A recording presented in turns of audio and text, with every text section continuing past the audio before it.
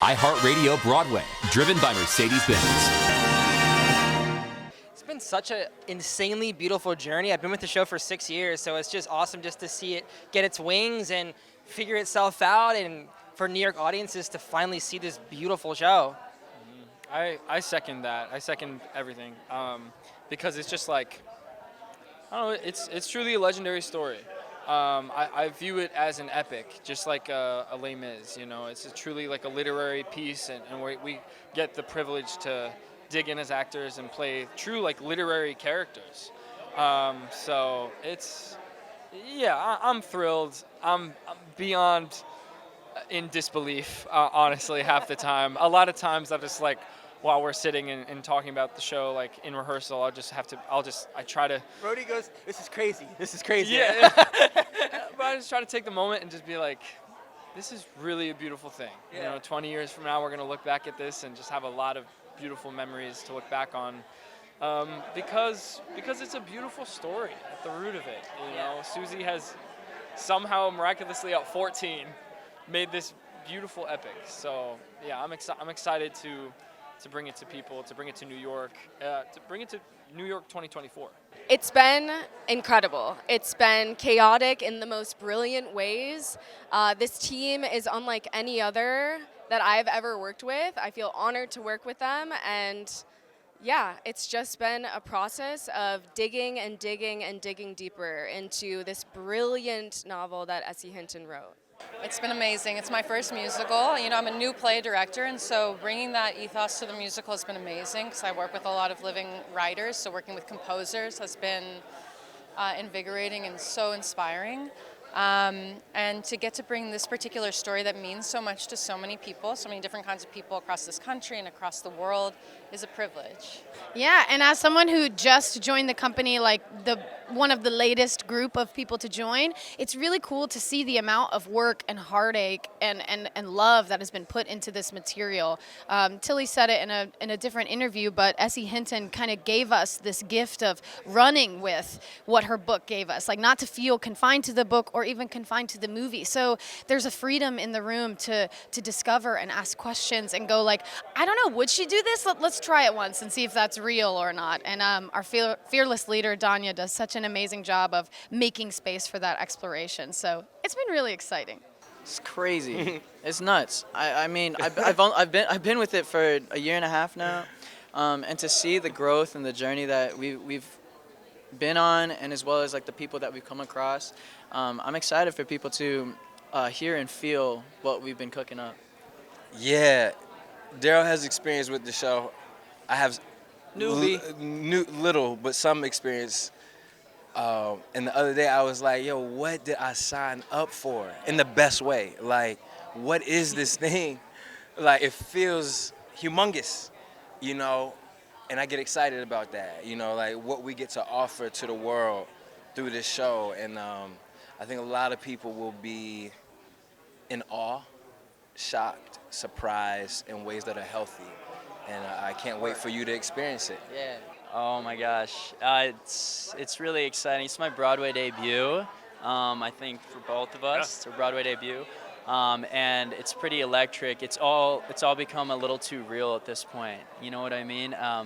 Being here and kind of as the dust settled and a few days into rehearsal, suddenly it's now just part of our lives. And yet at the same time, I'm living out a dream, and that's really beautiful. Originating a role and being amongst creators, including you, who he's fantastic, who I've wanted to work with. I've read their plays, I've seen their work, I've listened to their music, and I'm so grateful, Yeah, it's super surreal, overwhelming at times. It's a lot. It's very different from what I've done before, and I just feel really blessed to be here with exactly the group of people telling this beautiful story at a time like this. So I think I'm just honored, and I'm along for the ride. Yeah.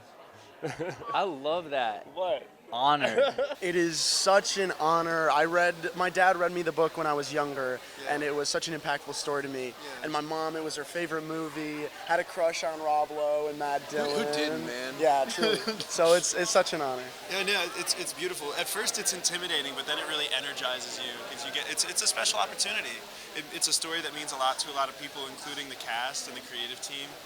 And it's very special that you actually have the opportunity to bring something that means something to yourself and bring life to it. I also want to say it's a story that comments on masculinity in such a beautiful way, and that feels so special to bring to a space that's not always highlighted in, and that's really beautiful. Yeah. The Rumble is perhaps the most iconic moment in The Outsiders, and that's what we started with. And once we thought that we cracked how to stage that, everything else was unlocked. And that was the seed of the choreographic language for the rest of the piece. And that involved marrying movement to not only music, but sound design. One of my favorite stage directions in Adam's book is the fists detonate into the flesh of the boys. And that image, the ripple of violence, is something that really stuck with us and informed how we staged everything. I'll just add that because the play is a memory play and everything we see on stage is through Ponyboy's point of view, we could really have the choreography interact with the scenic elements, playing cinder blocks, tires, all of the detritus that lives in the memory palace of Ponyboy's mind to create a more expressionistic, kind of more expressionistic, more a stylized kind of representation of the events of this story. Yeah, it was intimidating at first because this was a seminal novel for me. I was 15 when I read it. It was like a portal for me. It got me reading. I wanted to read a lot of other things after that. So I didn't want to mess it up. So at first I had to get over my fear of messing it up. And then it was just sort of like I wanted to get to know these kids. I wanted to get to know Ponyboy. I wanted to get in his skin. It's not hard to because Susie Hinton has written such a beautiful, fully formed character that kind of you feel like you know him in the first 2 paragraphs. And I wanted to honor him and honor his story and do the best that we could. It was a lot of trial and error, and it was a tremendous amount of words that were won and lost, but I think we arrived at something that we're really proud of. Yeah, I mean, thank you for holding this, by the way. I really appreciate it. Working on the book with Adam has been an incredible experience, both in terms of, I feel like we've been sort of like explorers, of like going into the dirt. I guess that maybe makes us more like paleontologists or something like that. But also I feel like it's been such a learning experience for me too, because Adam has this sort of impossibly like endless creativity, and it sort of flows out instinctually, and it sometimes feels like you got to just grab a guardrail and hang on. And also writing a book to a musical is one of the most elusive acts there is, and so to get to do that with somebody who I love and admire so much has been incredible. I mean, I think that's what's been part of what's made it so much fun is our creative team is a unit, and we've been working together on this for 8 years. So it's been a lot of time spent in rooms going half crazy and coming up with ideas and dreaming up ideas and reworking songs or scenes. And then you bring the cast in, and they get to inhabit it and give it new life. And so it's this thing that just keeps growing. It's an alive creature. Yeah, Zach and I have been writing songs since we were 15 together. So we have a long history, and we've written a ton of songs together. Some good, a lot not so good. Yeah. And a few misses in there. Yeah, so I think we really developed instincts as songwriters and developed our brand of songwriting. And then we met Justin Levine, who his track record speaks for itself. He came, he was raised in Long Island and raised on musicals and studied musicals and understands them so intimately. And then you take that and you mix that with what we do, and it's really wonderful. Yeah. It really is, and the strength of this team really is the team itself. It's the whole. It's not the sum of the parts. And we really enjoy each other. We enjoy each other's company. We enjoy working together. And I think that's been one of the keys to our process, is just having so much respect, adoration, but also unique perspective among our teammates. In a show that has a lot of heart, I can truly say like that exists in the creative team. It's fun to feel like you care about the people you're working with.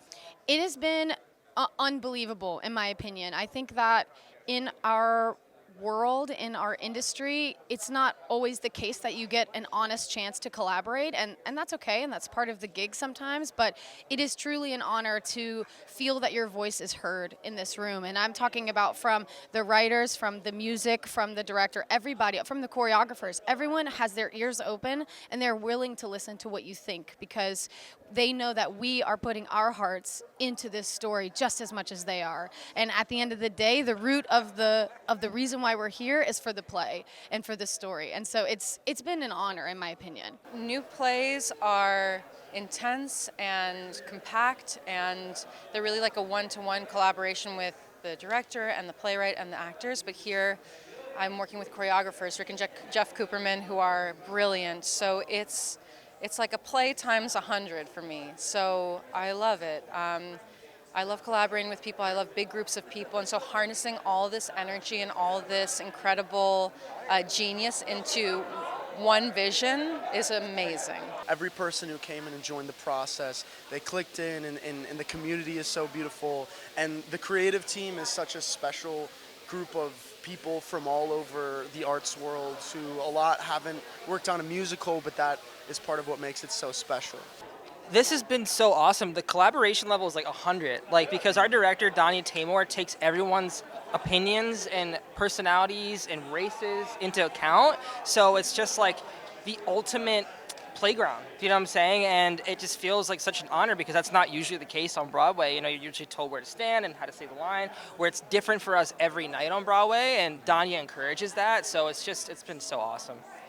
I have to second that. Like, she does a really good job, and the rest of the creative team does a really amazing job of making this feel like what it is truly and was when we first started in high school, when we got cast in the school play and just tried it on and had a blast. Like, everyone has that story, and I mean, and she really makes it feel like that. She's got a bunch of like what is it, like an image board? Yeah, image board. Like up over there, she's got a bunch of amazing like photos of just like really cool, inspirational photographs for the show.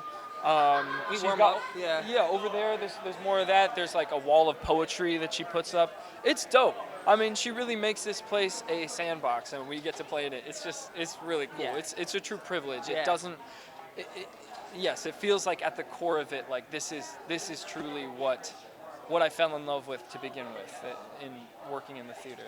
The dynamic we have between the two of us, firstly, it's not something that comes overnight. You know, it's taken 15 years of working together to be able to collaborate in this way and to strip our ego out of it and just kind of let the best ideas win. And that kind of mode is the same kind of dynamic that we've unlocked, and that Danya and the entire creative team has unlocked together to be able to, you know, really build an idea of meritocracy and let the best idea in the room win. And I think you're going to see that on stage.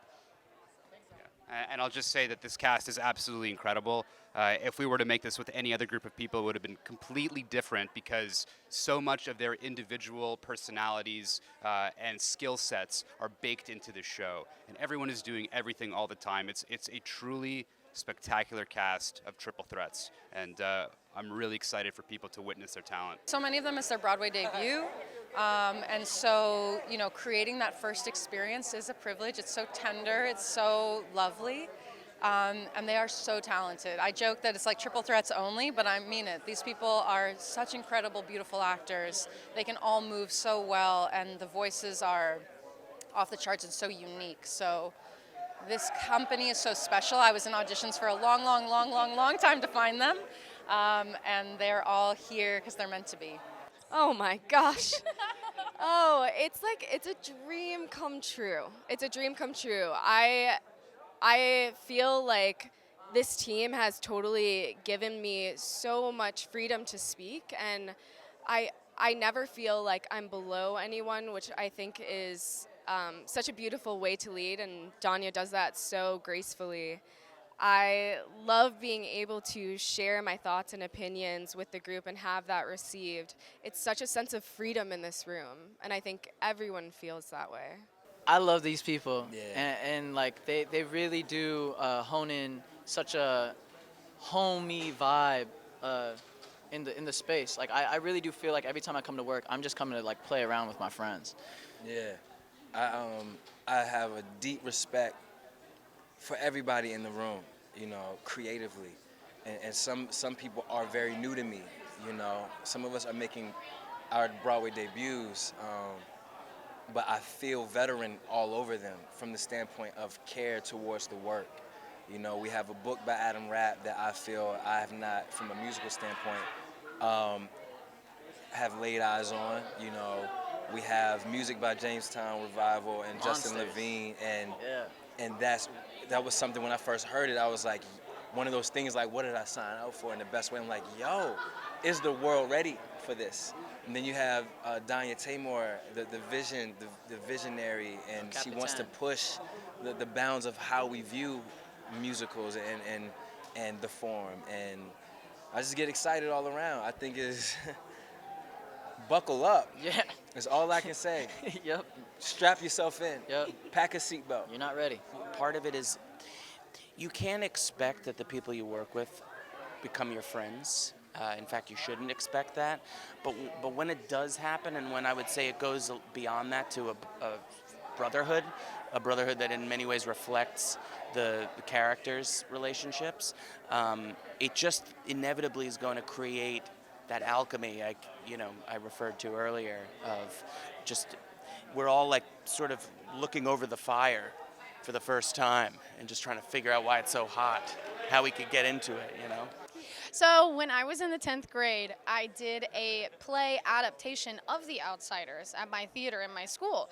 And I really wanted to play Cherry, but I was in the 10th grade, and the girl who played Cherry was in the 12th grade. You know, you got to do with the high school politics. So I was like, it's fine, you know, I'll work with it. But I had the opportunity to observe Cherry and all that she was in this play.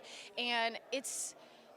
not to mention reading the book when I was in high school as well, and having the chance to have other students come and see and feel and be seen on the stage in a way that they maybe have never felt seen before. So it is just like that feeling times 1,000 to be able to do it now and to feel like I can really stand into the shoes that I felt like I was standing in the 10th grade. I think like so many people, it was one of the first books we read. Mine was 8th grade. Yeah. Hi, Miss Masterson. 8th grade English teacher, yeah. I was about the same age, and it's, it really leaves an impact. Yeah, it really did. It was the first book I ever read, start to finish, and the first book I ever feel like I connected with as a, 14-year-old. I loved the movie. My mom was a huge Patrick Swayze fan, so the movie was always on. I fell in love with it, and obviously the book was also huge for me. It came in a point in my life where I didn't read a lot, but it was really understandable, and I think because it was written by Susie Hinton when she was only 16 years old, it was really easy to read for 13-year-old me. So I fell in love with the characters, with the story, and it's always been kind of a part of my life. And now we're here on the Broadway. I feel similarly. I was a new kid, 8th grade, in Pat Stewart's English class, and we were kind of getting into the Iditarod sled dog race, as well as the Outsiders in that semester. I remember it. I remember the lights would go down for a few days when we watched the film. I remember when we would talk about the story. There's a lot of really heavy themes that go into this. And I remember she had taught this book for decades, talking about how it had been interpreted and shifted over time. And being the new kid at the school, and a lot of these kids had been together for a while, I didn't realize it at the time, but I loved kind of letting myself fantasize and mold into this story. I was a little bit shocked and in awe, and a little bit almost, not just intrigued, but I think I would say intimidated at times by the darkness of the material, especially when we saw the film. But it really, what I've realized is I didn't know the impact that it had, charting forward from then, of at that pivotal time, 10, 11, 12, 13 years old, what it kind of sets a tone in your mind of what brotherhood looks like. It was the first book I ever read. I have dyslexia, so like as a kid, it was really hard for me to read, and so it was the first book that I finished to completion. And Johnny Cave was a character I really identified with. And then we went to Tulsa recently, and the Native American roots are so deeply embedded in that town, and I'm Native American, so like getting to bring myself to Johnny has just been such an honor. So it is deeply personal for me. Yeah. You got to tell them the Paul Newman. Oh, yes. So Paul Newman's a big theme in our show. When I was a little kid, my aunt lived in Westport, Connecticut, and her next-door neighbor was Paul Newman. But at the time, I didn't know who Paul Newman was. I just knew Newman's Own, so I thought he was the spaghetti sauce guy. He's the ranch dude. I didn't know he was an actor. I was 3. Come to find out, he's Paul Newman. And then for me, it was just like, I think that a lot of people have this story. It's like, I mean, this movie and these characters were everything to my mom specifically. And so she gave me the book to read when I was 14. And I just remember when I sat down, like in the hallway of my science building in Georgia, right across, like adjacent to my performing arts like center. And just I remember when I cracked open the book and immediately felt a kinship towards the Curtis brothers. And I was just like, dang, I really get them, and I understood why my mom was so in love with the characters. I mean, she was like the classic 80s film girl. She had like Tommy Howell and Patrick Swayze and Ralph Macchio like up on her locker, like so it feels like a beautiful way to honor. The show is about chosen family and family. It feels like a beautiful way to honor my mom in that way. So that's my personal connection to it. 7th grade, read it. Yeah, I read it in 7th grade and I loved it. And yeah, I love the book because, and I've shared this a few times, I saw that white people could treat other white people the way they treated my people. And that was new for me. I didn't think, I was like, oh, this issue of mistreatment goes further than just race. Yeah. You know, race is a crucial element in it all, but to know that a white person can do the same thing to another white person because they have less than, classism, if you will. I didn't have the word. I didn't learn that word until later on, but to discover the meaning behind it through that book meant a lot. So then it was my favorite book for a few years, and then to have the word whispered to me by Brody Grant in conjunction with the musical, I was just like, wait, what? And I haven't done a musical in quite some time. I was like, I'm curious now. And that curiosity led me to be in front of you today, so I'm grateful. I think it's the importance of family, but also if you don't have that in your own life, the people that you bring into your life as family are just as important and just as impactful, and you're not alone. Like, yes. You have people. Yeah. And we've talked a lot about, as light as the show goes, stay gold, it also goes dark. And how do we bring the depth to this story, and in a medium and in a form with music and song and dance, how do we make it fluid? And we have wonderful people, Danya in particular, tying all of that together. And I just hope that when people see this, they're charged up to kind of love harder, to trust more fiercely, and to kind of come at their lives with the confidence that we can create our day. Yeah. We can create our story. And I think that by the end, without giving anything away, by the end, through the feud and the warring and the world being built and broken down and ripped apart and built up again, I hope that people leave realizing we're literally creating the story in front of you and you with us as the audience. Cool. And also that is, in my opinion, what is such a strong theme from this. iHeartRadio Broadway, driven by Mercedes-Benz.